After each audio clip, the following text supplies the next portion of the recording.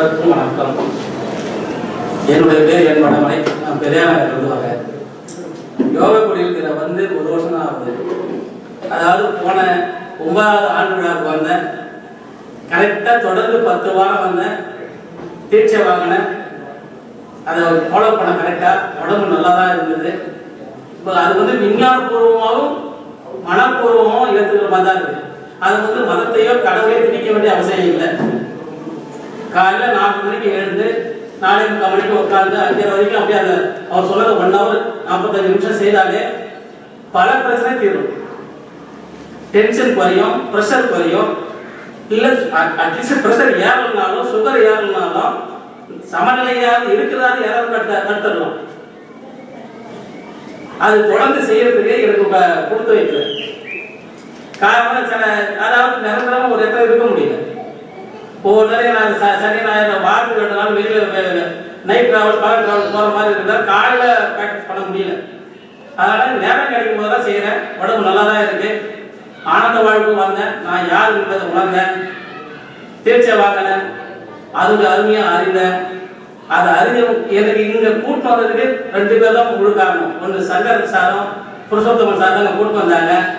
நாங்கள் வரும்போது யோகா குடியிருந்தா யோகா தான் கற்றுக் கொடுக்க போறாங்க இதுக்கு அப்படின்னு சொல்லிட்டு அங்கே வந்தேன். நான் இங்கே வந்தப்போ தான் தெரியுது யோகா குடியிருந்தா யோகா கற்றுக்கிற குடியில் இல்லை, யோகத்தை பற்றி அறிஞ்சிக்கிற ஒரு இடம் தெரிஞ்சுட்டு வந்தாங்க. ஐயா கிட்ட இந்த எவ்வளோ இருக்கோ அவ்வளோ திறமை இருக்கு. ஆனால் கொஞ்சம் அவ்வளோ கலப்படம் கிடையாது. யார் வந்து அமைதியாக உட்காந்து கேட்டுட்டு போறீங்க வராதிங்க. உங்க சந்தேகத்தை கேட்கறதுக்கு வாங்க. லைனாக வந்து உட்காந்துட்டு நான் சொல்றது மட்டும் கேட்டு போகக்கூடாது. உங்களுக்கு சந்தேகத்தை கேட்கணும்னு சொல்லி கேட்பாரு. சந்தேகத்தை கேளுங்க. உங்களுக்கு என்ன செஞ்சாங்க, உங்களுக்கு என்ன செஞ்சாங்க. சில இடத்துல போனோம்னா நீங்க யாரையும் கேட்கக்கூடாது. நான் சொல்றதை நீங்க கேளுங்க அப்படிதான் சொல்லுவாங்க. தீட்சைனா நான் நிறைய பேர் கேள்விப்பட்டிருக்கேன். தீட்சை வந்து ஒரு கல்யாண மண்டபத்தை எடுத்து 400 பேர் ஒன்னா உட்கார வச்சுட்டு ரேடியோவை போட்டு எல்லாம் கண்ணா மூடிங்க பாட்டாங்க ஓடம் தீட்சை கொடுத்தாச்சு எல்லாம் 4 பேர் ஃபாலோ பண்ணு தான் சொல்லியிருக்காங்க. ஆனா ஐயா மட்டும்தான் ஒவ்வொரு ஆளா உட்கார வச்சு நேருக்கு நேராக தீட்சையை கொடுக்குறாரு.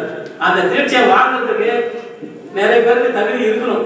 அது நிறைய பேருக்கு முடியாது. நானே 2 தடவை தயங்கி என்னால முடியாததான் நானே வாங்கினேன். அந்த அளவுக்கு பவர்ஃபுல். அவர் கண்ணை நேருக்கு நேரம் பார்க்க முடியாது. அதனால யார நாம மட்டும் நாம பெற்ற எவ்வளவு பெரிய வயகம் சொல்ற மாதிரி நாம தெரிஞ்சுக்கிறத நமக்கு நம்ம வீட்டுல இருக்கிறவங்களுக்கோ அல்லது நம்ம ஃப்ரெண்ட்ஸுகளுக்கோ சொல்லி இங்க அனுப்பி வைக்கணும்.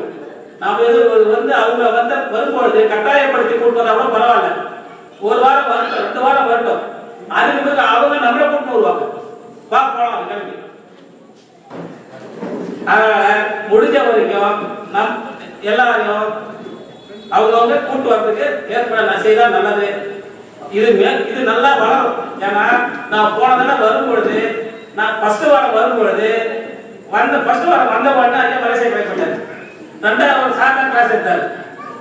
அவரு கொஞ்சம் கிளாஸ் எடுத்துட்டு இது ஃபர்ஸ்ட் வாரம் ஒரு கிளம்பி போயிட்டார். இன்னும் கிளாஸ் எடுத்து இருக்கும்போது டைம் இருந்தேன். 3வது வாரம் அப்படியாச்சு. அது 4வது வாரம் ஆண்டு விழா 9வது ஆண்டு விழா நடந்தது.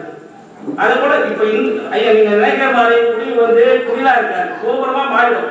நான் வந்து 1 வருஷத்துலயே பில்டிங் ஆயிடுச்சு. அடுத்த வருஷத்துல இதுக்கு மேல 3 அடுக்கு மாடி ஆயிடும். எல்லாம் நம்மளுடைய ஒத்துழைப்போ உறுதுணையோ நாம பண்ணணும் என்ற அன்பும் காரணம் கேட்டுக்கொண்டு குருஜிக்கு வணக்கம் தெரிவித்து எனக்கு தீட்சை கொடுத்து வழிகாட்டிய குழுவுக்கு நன்றி.